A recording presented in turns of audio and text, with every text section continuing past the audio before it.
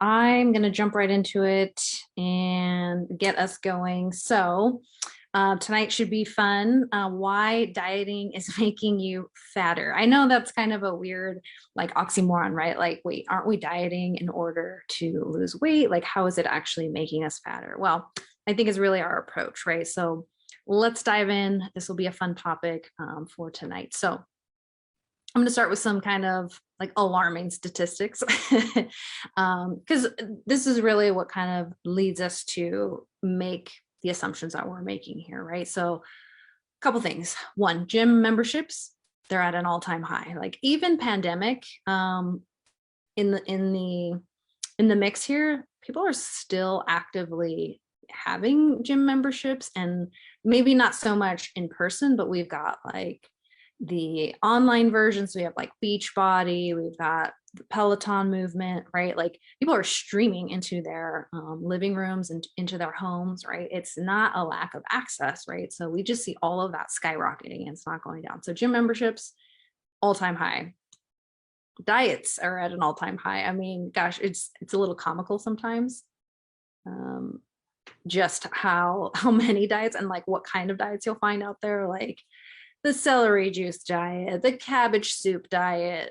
We've got carnivore, we've got keto, we have paleo, vegetarian, right? There is no lack of diet variety.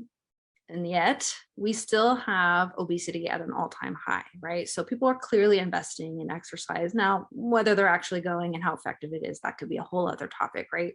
But clearly people are aware they should be exercising and moving. Two, clearly people know they need to be eating less in order to lose weight. And yet we still have an obesity crisis on our hands. So like what's really happening there, right? So let's dive a little deeper into that even further.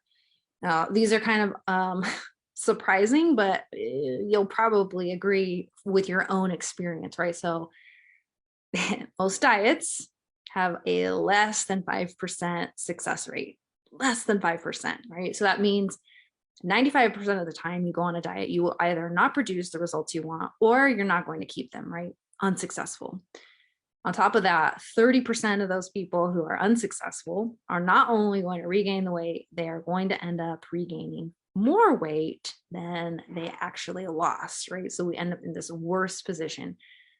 It's happened to tons of people. I talk to people all the time where they're just slowly seeing themselves like gain more and more weight, and yet they're trying to dig their heels into like the exercise more, eat less idea, right? And they're just very confused about like what's really happening, right?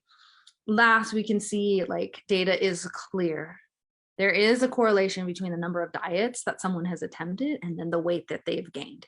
So a better way to kind of say that is like the more times you attempt diets, most likely, then the more weight you have gained, right? So we can actually make that connection that the more someone diets, the more weight they end up gaining.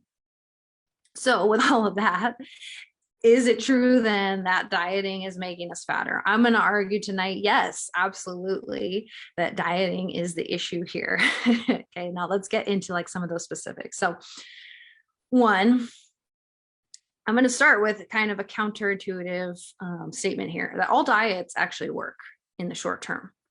If you put yourself into an effective caloric deficit, you will lose weight in the short term, right? The problem is most of the time that's unsustainable, right? We don't actually stay there and we focus only on that one piece. So it's not necessarily that the dieting itself is the problem. It's really our method, right? So for a diet to be successful, we need three things. Okay, and these are important. And these are things I preach all the time, right? If you're following me or any of my work, none of this is going to sound new, right? Number one, it has to be sustainable, right? The way that you lose weight is going to be how you have to then sustain that afterwards, right? Now, that doesn't mean you stay eating like really low calories and you're stuck in that diet, not at all. But the strategies that you use are going to have to continue. So it has to be sustainable, right? The way you approach food, the way you approach mindset, that all has to be sustainable for the long term, right? Second, you have to use biofeedback, right? That's a huge piece of my work with clients is that I help them tune into their bodies, and we use the body to help guide us, right? As much as like I know and I have my expertise in how fat loss should happen, your body is really going to determine the rate at which that happens and how that happens, right? And so biofeedback, if you want a little more explanation of that, we went more deep into that in, I think, the first training. We were talking about how to assess your metabolism, right? But really we're looking at hunger, craving, stress, sleep, mood, energy, right? All of that is your body's way that it's responding to whatever you're doing, right? And so we want to tune into that, right? And use that to our advantage, right? Because despite me, let's say, being your coach and knowing what should happen, we still have to allow the body to be the ultimate guide. And then last, you have to periodize your nutrition, right? The problem really is that people have only two mindsets: dieting, not dieting, right? They're either on a diet, they're off of a diet. They don't understand this idea of like periodizing their nutrition. And so we did a whole training on that where we talked what are the different seasons or phases, that's what I generally call them, of a diet protocol. And it doesn't even have to necessarily be to lose weight or to diet itself, but we should still have these seasons where we allow the body to kind of go through a process rather than just diet and we're just eating a little bit of food and then we go back to eating whatever we want, right? That's not a sound strategy. And I'm going to kind of argue that that's really at the heart of this issue, and why dieting is actually making you fatter, because you only have these two modes, right? I like to talk with clients and even prospective clients about this periodized model in terms of like an athlete, right? And so very quickly, an athlete has seasons. We don't expect a high level athlete to just perform all year long, right? We put them through their season. They then go through a post season where they recover. They then have an off season where they improve skills and get stronger. And then they have a preseason where they prepare mentally and physically for the demands of season. And then they re-enter that season, right? Now, if we extrapolate that and put that over our nutrition, we need to do the same exact things, right? The problem is we want to jump in season right now. We want to be in season yesterday, the diet phase, but we take no time to actually decide or really look at, are we ready to go in season? Like, would we just expect, let's say an athlete at the highest level to just go and be in season tomorrow? No, absolutely not. They need to take that time, right? In order to prepare for that, right? And so this is what's really missing, I think, when we talk about dieting, right? And so we go about it all wrong and we end up falling off because we can't sustain whatever we're doing. And we end up in a worse place. So let's talk a little bit about like why that even happens, right? Like, yes, we want to use a periodized model, but why? Like, what is it about that helps us get the results we want long term, right? So I guess let's talk. We'll start here with like what happens when you lose weight, because that's important background information to kind of build off of, right? So first, you have to know, like, when you lose weight, your fat cells actually shrink. They don't actually disappear. We cannot actually get rid of fat cells. We are just shrinking them. We're taking the energy out of those cells, and so they are getting smaller. There's only one way to get rid of fat cells, and that would be liposuction, right? And I don't suggest that by any means. So all we're doing, first of all, is shrinking them, right? So they're not going away. So the capacity to go ahead and gain weight is there because we have those fat cells there, just smaller. Okay. I wouldn't say as soon as you start dieting, but very, very quickly into the dieting process. So when you're in a deficit, adaptations are going to start happening, right? We had a whole training on that as well. Like, the body is going to respond to that lowered amount of food coming in. It has to, right? So what's it going to do? Number one, it's going to go ahead and start driving hunger up, right? It, of course, because less food is coming in, it doesn't really like that. It likes obviously enough food coming in, right?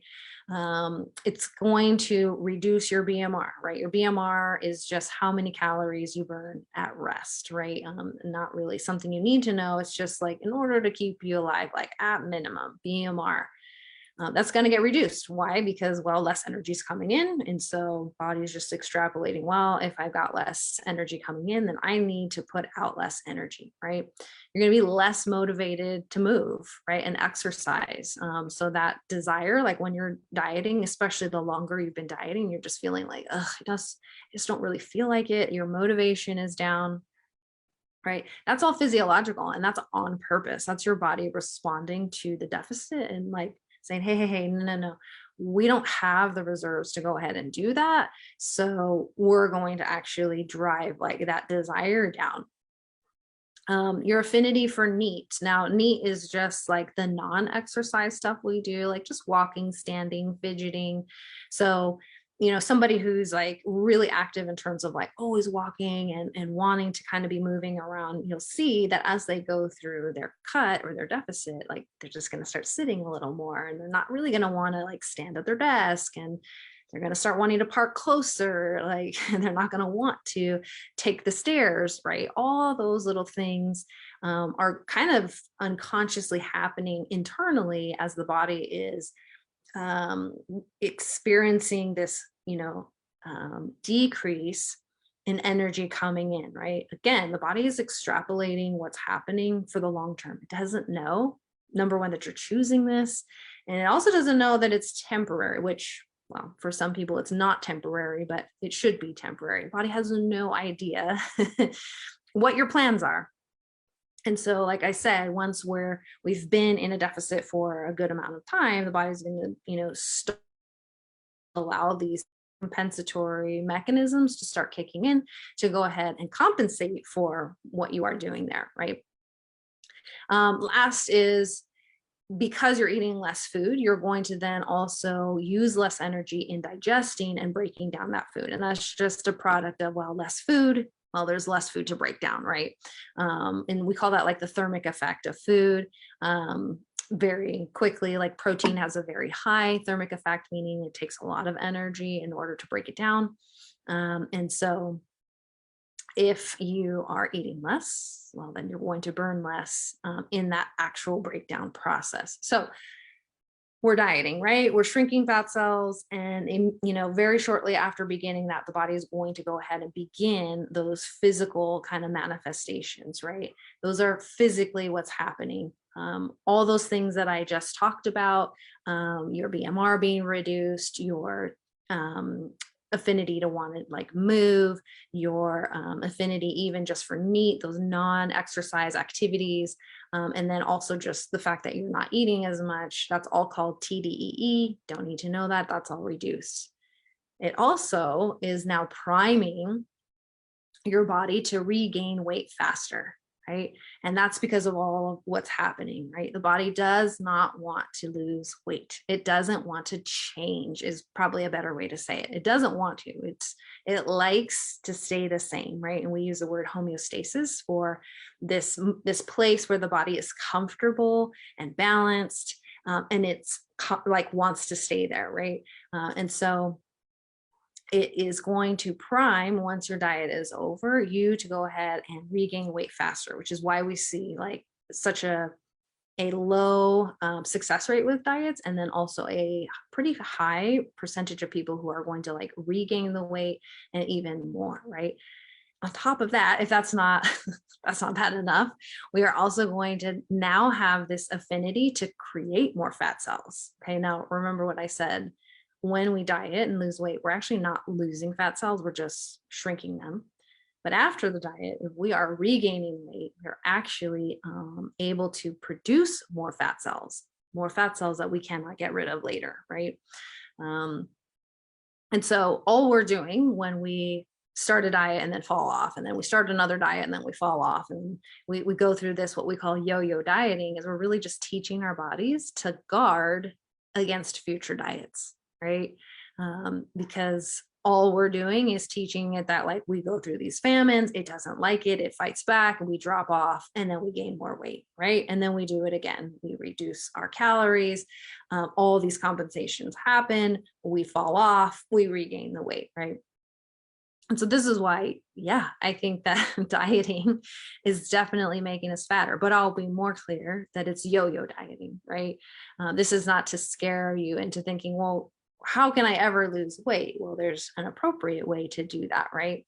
And yo-yo dieting is going to be the quickest way to actually further yourself from, the results that you're really looking for. Now, those are just physical changes that happen when you diet. There are also hormonal changes that happen, right? There's going to be a decrease in hormones that help you feel full.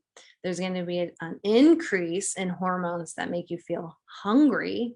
Horrible combination, right? To have like lower satiation but higher hunger. That's miserable, right? You've got like thyroid, right? T3 is going to go ahead and decrease while TSH is going to increase, right? And if you've ever had those things tested, you'll know that those are important labs that you're looking at if you have like thyroid issues or concerns, right? And there's also this increased cortisol production, right? And so hormonally, we have a cascade of things that are happening that are setting you up again for what? For weight regain, because the body's trying to get back to that place where it was comfortable, right? And it's going to then guard against going back there. It really doesn't like starving. It really doesn't like changing and then letting go of body fat, right? Body fat is there as a protection. One, it insulates your organs, but it's also a protection against starvation, right? And so ultimately, like, you have to think of it like this. Your body is here to do three things: survive, right? Because if you don't survive, then the species cannot continue. Thrive, right? Thriving means that we're able to like actually do what we're intended to do as humans, and then procreate, right? That's it. That's the body's three main goals: survive, thrive, and procreate, right? And when we go into diets, drop off, and then regain weight, we are not allowing that to happen, right?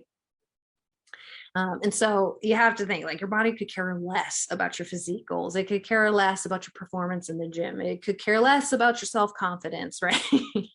It just wants to survive, thrive, and procreate. So another kind of way to kind of think about that is like your body is like a very sophisticated defense system. It has all these defense mechanisms in place in order to keep you alive, right? And guard against, basically not surviving, right? And so while we could be super frustrated with the fact that the body has these guardrails really in place, we can also just look at them as, well, we understand their role in my survival, and their role in actually helping me, continue to survive, right? And so we want to work with the body rather than against it, right? So again, this is not about saying, well, no diet is going to work. All diets will work if they are properly implemented, right? So here's what we need.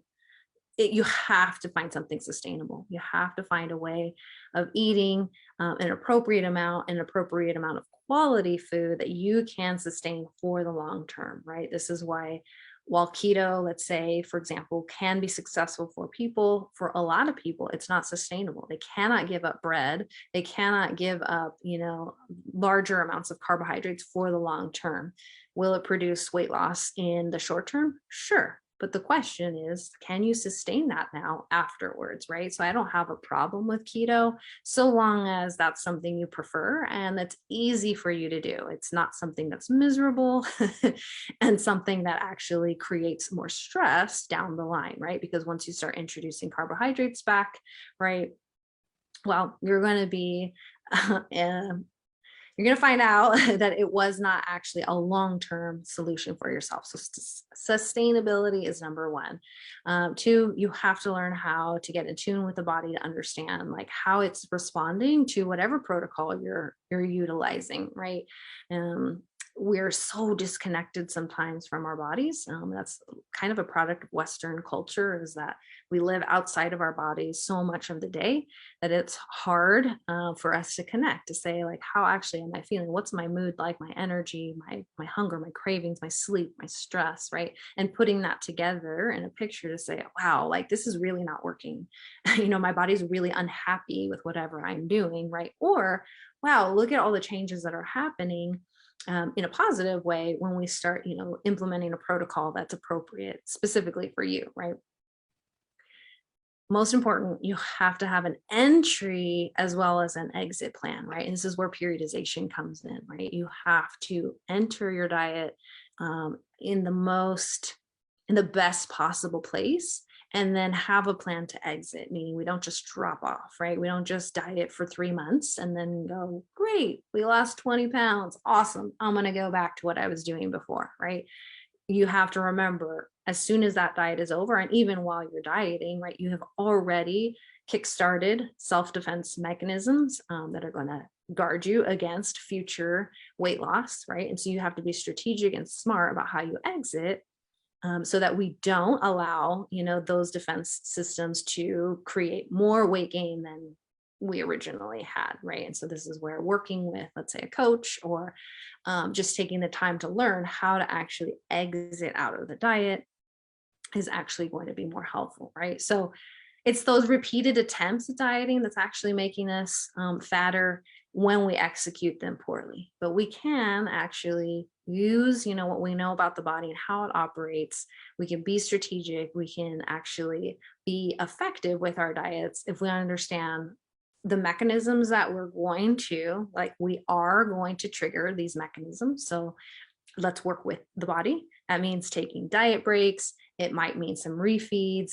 It might mean spending a long time, like restoring metabolism and restoring that balance in the body before we go ahead and enter into our season or our diet, right? Just like an athlete, right, needs to spend time preparing, you need to prepare as well. So I want to end there with an invitation. Next week, in fact, next Monday, I'm kicking off a 21-day holiday survival challenge. And it's really based on this whole premise of let's not, number one, diet during the holidays, because that's really difficult to do. And instead, because we have like an abundance of food, an abundance of like the environment that's going to that's going to it'd probably trigger, eating. Let's use this to our advantage to actually prepare ourselves, right? I already know like 95% of Americans are going to want to go ahead and lose weight come January 1st, right? And what happens right now is either two things. You're either right now going, it's a free for all for the next 6 weeks because diet starts January 1st, right? And then we end up, that means statistically people are gaining about 5 pounds in this next 6 weeks. Or you're on the other hand, where you're just like, okay, I'm just going to restrict, and I'm just going to like do all the exercise possible during this time and be miserable. And you're going to be the one not enjoying all those holiday parties, right? And digging yourself a deeper hole in terms of like really achieving those goals that you want, right? So this challenge is really about using this time to our advantage. Let's start like getting ourselves ready, right? Think of the phases, right? We can definitely be in a post season right now, use that food to our advantage, right? And that doesn't mean we eat anything and everything in sight, but we allow some of that, right, in order to like allow a foundation to be set, for the New Year's, when, of course, this is when most people are going to go ahead and attempt a diet, right? And then we go into that diet with a plan, a sustainable long-term plan that uses biofeedback and uses periodized nutrition in order to do that. So if you're interested, if you're in the group, it's going to be happening in the group, but make sure you register just because there's going to be a prize, $500 cash prize for the winner of that challenge. It's free. We'll be meeting every Monday here in the Facebook group. So Let me know if you want the link. I'd be happy to send that your way. We're going to have a lot of fun. There'll be giveaways, there'll be mini challenges within that. But the whole goal really is to get you through this time without necessarily being in the worst spot come January 1st, and in fact, being a better spot so that you can go after those New Year's goals. So, all right, guys, it's been super fun. Let's see if I've got any questions or comments here. Oh, awesome. Just some highs. Hey guys, so all right, it was fun. I'm gonna let you guys go. We will be back here next Monday because I'll be kicking off the challenge right here in the group. Make sure you're here for day one because there'll be a special offer. Until then, happy Thanksgiving, guys. Enjoy, and I hope to see you in the challenge. All right, bye, guys.